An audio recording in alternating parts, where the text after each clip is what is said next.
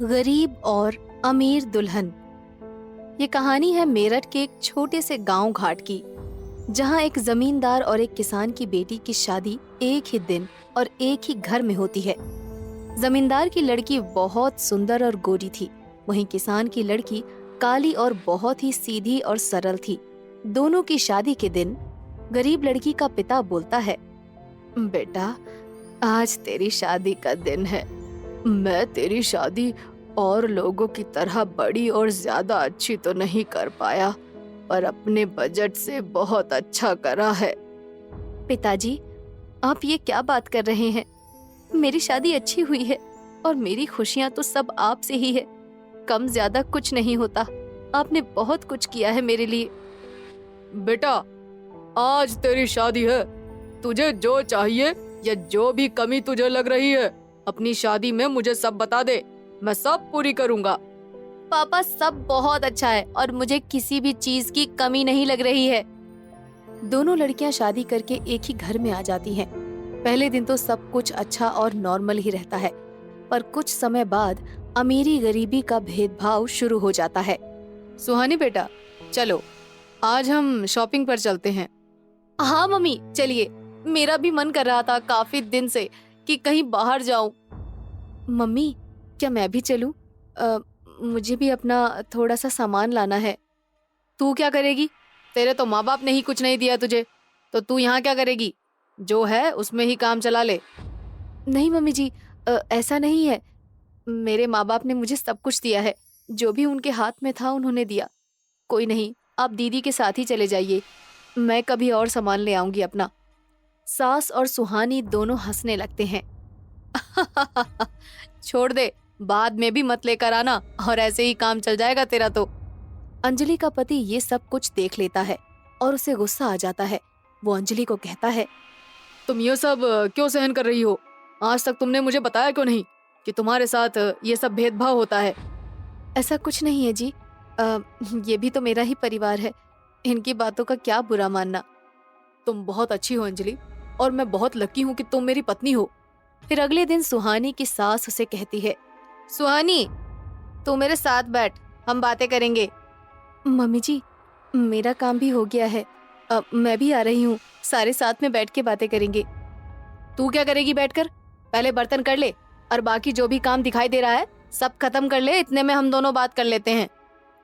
अंजलि इस बात को भी ज्यादा सीरियस नहीं लेती है, पर जब उसकी सास और उसका ससुर दोनों ही अंजलि और सुहानी में भेदभाव करने लगते हैं, तो अंजलि को ये बात बहुत फील हो जाती है। अंजलि, हमारे लिए चाय लेकर आ जाओ। तभी सुहानी आती है। पापा, मैं उठ रही हूँ, मैं ले आऊँ क्या चाय बनाकर? अभी अंजलि नहाने गई है। नहीं बेटा, तू क्यों चाय बनाएगी? आजा, मेरे साथ बैठ जा, हम थोड़ी देर बात कर लेंगे। तभी अंजलि आती है। हाँ जी पापा जी, आप क्या कह रहे थे? मैं कह रहा था मेरे और सुहानी के लिए 2 कप चाय बना कर ले आओ, बाकी काम बाद में कर लेना। जी जी, अभी बना कर लाती हूँ। हाँ ठीक है, तू अपना और काम कर ले, हम दोनों कुछ काम की बात कर रहे हैं। काफी दिनों तक ऐसे ही सब कुछ चलता रहा। सुहानी के साथ उसके सास ससुर सभी लोग अच्छा बर्ताव करते थे, पर अंजलि को सब नौकरानी की तरह और अलग अलग सा महसूस कराते थे। वो बेचारी कुछ नहीं कहती थी, पर अकेले में बहुत खाली सा महसूस करती थी। फिर अगले दिन अंजलि और सुहानी की ननद सीमा आती है। भाभी जी। पर वो अंजलि को सिर्फ दूर से ही नमस्ते करके और मुंह चिढ़ाकर चली जाती है। पर अंजलि उसके बड़े प्यार से पैर छूते हुए कहती है, नमस्ते दीदी, कैसे हैं आप? ठीक हूँ मैं। फिर सीमा बाहर जाने का प्लान बनाती है। सुहानी भाभी, चलो थोड़ी शॉपिंग करके आते हैं और मॉल भी घूमने चलेंगे। हाँ दीदी, चलो। दीदी, मैं भी चलूं क्या आपके साथ शॉपिंग पर? भाभी, आप क्या करोगी जाकर? आपको जो चाहिए हमें बता दीजिए, आप खाना बनाओ, इतने में हम वापस आते हैं। अंजलि को थोड़ा बहुत बुरा लगता है, पर वो ऐसा दिखाती नहीं, और वो ऐसे दिखाती है कि जैसे कुछ हुआ ही ना हो, और अपने काम पर लग जाती है। जो भी घर में आता था वो सब यही दिखाते थे कि सुहानी बहुत अमीर घर की है और अंजलि बहुत गरीब घर की। पर फिर अचानक से कुछ ऐसा हुआ कि सब चीजें पलट गई। सुहानी और अंजलि की सास की तबीयत खराब हो जाती है और उन्हें हॉस्पिटल ले जाना पड़ता है। इनकी तबीयत काफी नाजुक है। क्या हुआ मेरी पत्नी को डॉक्टर साहब, साफ साफ बताइए। उनकी किडनी फेल हो चुकी है और उनका किडनी ट्रांसप्लांट कराना होगा। साथ ही खून की भी बहुत कमी है। ये क्या कह रहे हैं आप डॉक्टर साहब? वो तो अपना बहुत ध्यान रखती है और खाना पीना भी समय से लेती थी। बीमारी का कुछ नहीं पता होता, कभी भी हो जाती है। अब ज्यादा बातों का समय नहीं है, आप इनके लिए खून का बंदोबस्त करिए। साथ ही हमें इनकी किडनी ट्रांसप्लांट करनी होगी। फिर सारे परिवार वाले अपना अपना ब्लड टेस्ट करवाते हैं और सिर्फ सुहानी और अंजलि का ब्लड ग्रुप मैच हो जाता है। तभी सब लोग सुहानी को कहते हैं, बेटी सुहानी, आज तक मैंने और तुम्हारी सास ने तुम्हें बहुत प्यार दिया है, तो आज तुमसे बस हम तुम्हारी सास की जिंदगी की भीख मांगते हैं। पापा जी, आप कैसी बात कर रहे हो? मैं अभी जवान हूँ, अगर अपनी किडनी दे दूंगी तो आगे मेरे बच्चों में या मेरे बुढ़ापे में दिक्कत होगी।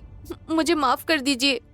सुहानी की ये बात सुनकर सभी घरवाले सोच में पड़ जाते हैं और दुखी हो जाते हैं। और ससुर अपने मन में सोचता है, अंजलि का तो हम लोगों ने कुछ भी नहीं करा और उसके साथ हमेशा भेदभाव किया और उसको हमेशा नीचा दिखाया। उससे हम उम्मीद भी क्या कर सकते हैं। पापा जी, आप टेंशन मत लीजिए, मम्मी की तबीयत सही हो जाएगी। मैं दूंगी अपनी किडनी। अंजलि, मुझे माफ कर दे बेटा, मैंने तो तुझे आज तक अपनी बहू भी नहीं माना। हमेशा तुझसे इतना काम कराया और सब लोगों ने तेरे साथ कितना बुरा बर्ताव करा। कोई बात नहीं पापा जी, ऐसा तो होता रहता है, पर मुझे आप सबकी कोई भी बात बुरी नहीं लगी, क्योंकि किसी को भी आजकल अमीर बनने का शौक है और गरीब को तो कोई कुछ मानता ही नहीं है। माफ कर दे बेटा मुझे। अंजलि अपनी किडनी अपनी सास को दे देती है और 2 घंटे बाद उसकी सास को होश आ जाता है। आपकी सास बिल्कुल होश में आ गई हैं और आप सब उनसे एक एक करके मिल सकते हैं। अंजलि का ससुर पहले अंजलि को अंदर भेजता है, पर उसकी सास को लगता है कि उसको किडनी उसकी लाडली बहू सुहानी ने दी है, तो वो अंजलि को कहती है, तू मुझसे मिलने पहले क्यों आई है?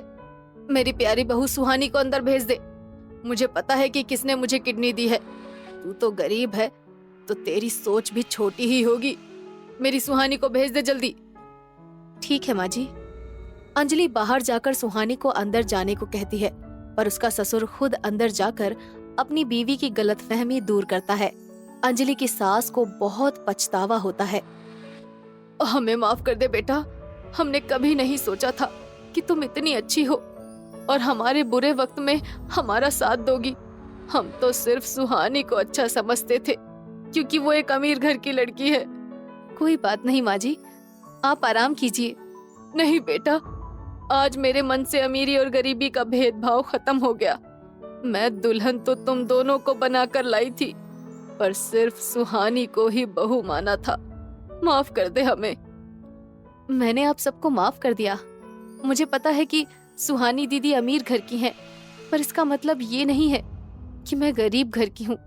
तो मुझे कुछ नहीं पता या मैं समझती नहीं हूँ। आज के बाद हमारे घर की दोनों बहू एक समान हैं।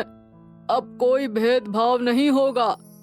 जी पापा जी, मुझे इस बात का कोई अफसोस नहीं है कि आप लोगों ने मेरे साथ क्या किया। मुझे आज बहुत खुशी है कि आप सब मेरे साथ अच्छा बर्ताव कर रहे हैं और अब मेरी भी एक अच्छी जिंदगी होगी। फिर अंजलि के सास ससुर और बाकी सब घरवाले दोनों बहू को बराबर की इज्जत देने लगते हैं।